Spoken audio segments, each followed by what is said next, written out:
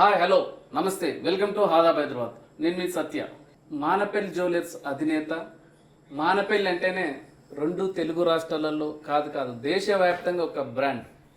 ఇంకా బ్రాండు స్వామివారి సన్నిధి, దైవ సన్నిధిలో కూడా వెళ్ళి స్వర్ణగిరి దేవాలయం నిర్మించి మహోన్నత కార్యాన్ని రూపుదాల్చారు మానపల్లి వారసులు.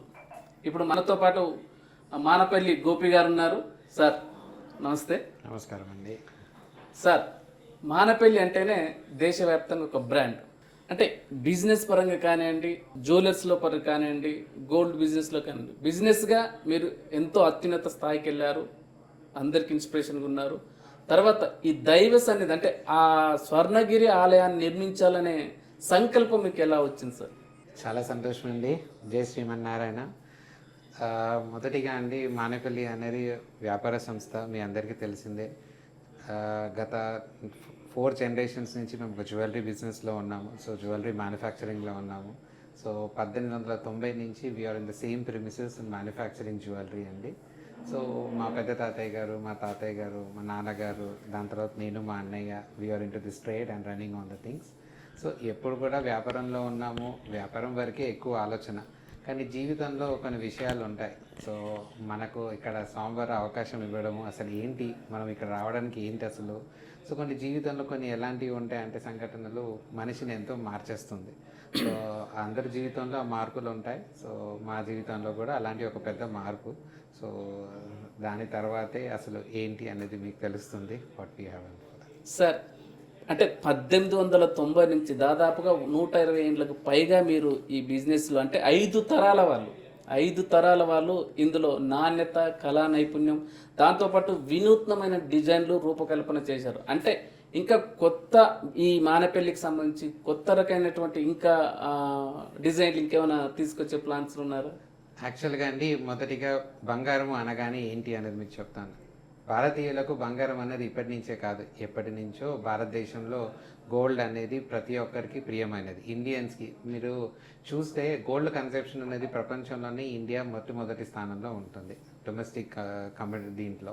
And even gold conception revenue wise, purchase wise, metal కూడా మన India will be the topper where, one of biggest investor of gold అని చెప్పాలి గ్లోబల్లీ. సో ఎందుకోసం అసలు బంగారం వైపు ఎందుకు ఇండియన్స్కి ఇంత బంగారం పైన ఎందుకు ఇది అని చూస్తే, తరతరాల నుంచి అండి మన జనరేషన్స్ టుగెదర్ మన కస్టమ్స్ ఉంటాయి. సో మన కస్టమ్స్లో మనం చూస్తే ప్రతి ఒక్క పెళ్లిలో కానీ, ప్రతి ఒక్క శుభ కార్యక్రమంలో కానీ తప్పకుండా మనం బంగారం చూస్తాం. సో ఏంటి చూస్తే ముఖ్యంగా మీకు ఈజీగా చెబుతాను. సో ఒక ఏదైనా పెళ్ళి ఉంది ఇంట్లో, సో ఖచ్చితంగా ఏమనుకుంటారు, పెళ్ళిలో ఇంత కాస్త బంగారాన్ని మనం పెళ్లి కూతురికి ఇవ్వాలి, పెళ్ళిలో మనం చేయాలి అనుకుంటాం. ఎందుకోసం అనుకుంటాము? ఒక స్త్రీ ధనం కిందికి భావిస్తాం. అంటే ఎప్పుడన్నా ఆపదలో ఆదుకుంటుంది, ఒక సెక్యూరిటీ రీజన్గా మనం ఒక శ్రీధనం కిందికి అమ్మాయితో పాటు బంగారం ఇచ్చి పంపిస్తాం. అది ఎప్పటి నుంచో తరతరాలుగా వస్తున్న ఆనవాయితీ. సో దీనివైతే బంగారానికి ఎప్పటి నుంచో ఒక డిమాండ్ ఇండియాలో. సో ప్రతి పెళ్లిలో ఎవరి స్థాయి తగ్గట్టుగా ఎంతో కాస్త బంగారాన్ని ఇవ్వడం అనేది జరుగుతుంది. అలా గోల్డ్ పైన ఒక కన్సెప్షన్ అనేది ఇండియాలో పెరిగింది. ఆ హెరిటేజ్ ఇన్ని రోజులు ఆ ప్రాక్టీసే ఇప్పుడు ఇండియన్స్ని కాపాడుతుంది. ఎటువంటి ఆర్థిక ఇబ్బందులు వచ్చినా, గ్లోబల్గా ఏది వచ్చినా కానీ we Indians are very strong fundamentally, because ప్రతి ఒక్కరు ఎంతో కాస్త బంగారంలో ఇన్వెస్ట్మెంట్ చేస్తారు కాబట్టి they are very strong. And India is a place where we have different cultures. ఇప్పుడు మన భారతదేశంలో ఇన్ని రాష్ట్రాలు ఉన్నాయి. ప్రతి రాష్ట్రానికి ఒక కల్చర్ ఉంటుంది, ఒక కస్టమ్స్ ఉంటాయి. అంటే వాళ్ళ పద్ధతుల ప్రకారంగా వాళ్ళ డిజైనింగ్ స్ట్రక్చర్ ఇది. అండ్ మీరు బంగారు ఆభరణాల తయారీలో కూడా ప్రపంచంలో మొట్టమొదటి స్థానంలోనే హ్యాండ్ వర్క్ ఇండియా. మీరు ఏ పెద్ద లగ్జరీ కంపెనీ తీసుకున్నా, ఏ బ్రాండెడ్ కంపెనీ తీసుకున్నా, వాళ్ళ మాస్టర్ పీసెస్ కానీ, క్రియేటివ్ పీసెస్ కానీ, దానికి mother place is India. So మన దగ్గర నుంచి స్టార్ట్ అవుతుంది. ఎందుకంటే మన దగ్గర ఒక స్కిల్డ్ ఆర్టిషన్స్ ఉన్నారు, ఇంత మంచి కారీగర్స్ ఉన్నారు. ప్రపంచంలో ఎక్కడ కూడా ఇంత మంచి చక్కటి ఒక హ్యాండ్ వర్క్ అనేది ఎక్కడ లేదు. అయితే ప్రతి రాష్ట్రానికి ఒక కల్చర్ ఉంటుంది, ఒక కష్టం ఉంటుంది. మన తెలంగాణ విషయానికి వస్తే గొట్టపూసలని వినే ఉంటారు. మీరు హైదరాబాద్ అనగానే ముత్యాల విషయం గుర్తొస్తుంది. కానీ ఎప్పుడైనా ఆలోచించారా, హైదరాబాద్లో ఎక్కడ సముద్రం లేదు, కానీ Hyderabad why city of pearls అంటారు. వై పర్ల్స్ అంటే హైదరాబాద్ ఫేమస్. ఎప్పుడైనా ఆలోచించారా? ముఖ్యంగా మన హైదరాబాద్ని ఎక్కువ రోజులు పాలించింది ఎవరు? నిజామ్స్. ఈ నిజాంకి వీళ్ళకు యుఐ అంటే అరబ్ కంట్రీస్ ఒక మంచి సంబంధం. ఇప్పుడు గొప్ప దేశాలు యువై. ఒకప్పుడు తిండికి కానీ బట్టకు కానీ కరెక్ట్గా లేని విషయాల్లో కష్టంలో ఉన్నది అరబ్ కంట్రీస్. సో అప్పుడు అక్కడి నుంచి ఏం వచ్చేవి, అక్కడి నుంచి ఎంతో కష్టపడి ఆ ఉప్పు నీళ్ళలోకి నుంచి ముత్యాలు తీసుకొచ్చి మన హైదరాబాద్ నిజాం దగ్గర అమ్మేవాళ్ళు. అమ్మడం అంటే డబ్బుకు అమ్మడం కాదు, ఒక బాటర్ సిస్టమ్ ఉండేది అప్పుడు. అంటే ఇక్కడ ముత్యాలకు ఇచ్చి వాళ్ళకు సరిపోయే ఒక 6 నెలలు కానీ 9 నెలలు కానీ సరిపోయే ఫుడ్ గ్రెయిన్స్ కానీ క్లోత్స్ కానీ ఇక్కడ నుంచి తీసుకొని వెళ్ళేవారు. అది ముత్యాలకు హైదరాబాద్కు ఉన్న సంబంధం. అట్లా తరతరాలుగా జరిగేది. So Hyderabad is a place wear ముత్యాల ప్రాసెసింగ్ కానీ, ముత్యాల గ్రేడింగ్ కానీ, ముత్యాలు బెజ్జలు వేయడం కానీ రకరకాలుగా జరిగి దాన్ని ఇంటర్నేషనల్ మార్కెట్లోకి అమ్మేవాళ్ళు. So this is was what the Nizams use to do.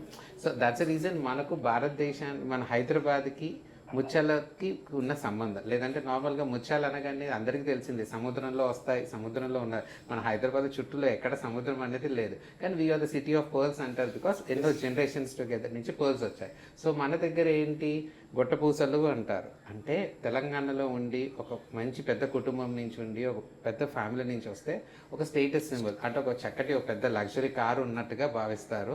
ఇంట్లో గొట్టపూసలు ఉంటే ఒక పెద్ద ఫ్యామిలీ నుంచి వచ్చారని ఒక నమ్మకం. సో మన తెలంగాణ కల్చర్లో ప్రతి ఇంట్లో మీరు చూసుంటారు, మీకు ఏదో గొట్టపూసలు ఉంటాయి, చిన్నదో పెద్దదో ముత్యాలతో సంబంధించిన ఉంటాయి compulsory. That's heritage of Telangana.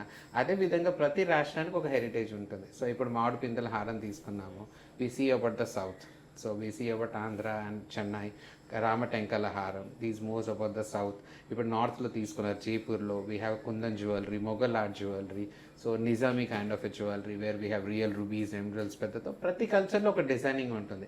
అయితే ఈ డిజైనింగ్ అనేది ప్రపంచం మొత్తంలో కూడా ఇండియా ఇస్ క్వైట్ ఫేమస్. ఎందుకంటే ఒకే దేశంలో ఇన్ని కల్చర్స్, ఇన్ని క్రియేటివ్నెస్ ఉండడం అనేది భారతదేశానికి ఒక ప్రత్యేకమైన స్థానాన్ని నిలబెడుతుంది. జ్యువెలరీ అనగానే భారతదేశము, క్రియేటివ్నెస్ అనగానే భారతదేశము. ఈ నాణ్యత విషయానికి వస్తే ఎప్పుడైతే హాల్ మార్కింగ్ స్టార్ట్ చేశారో దాని తర్వాత నుంచి భారతదేశం వైపు ఎవరో ఏళ్ళు చూపించే అవసరం లేదు. దానికన్నా ముందు నాణ్యత అంటే భారతదేశంలో చేసిన వస్తువు అంటే నాణ్యతకి ఎంతో ఇబ్బంది పడేవాళ్ళు. కానీ ఇప్పుడు లేదు. Once the hall marking is started, so ప్రపంచంలో ఎక్కడైనా సరే 22 క్యారెట్లు అంటే ఆభరణం ఒక నాణ్యత 22 క్యారెట్లు. So India has always a special place అండి, and it will be there.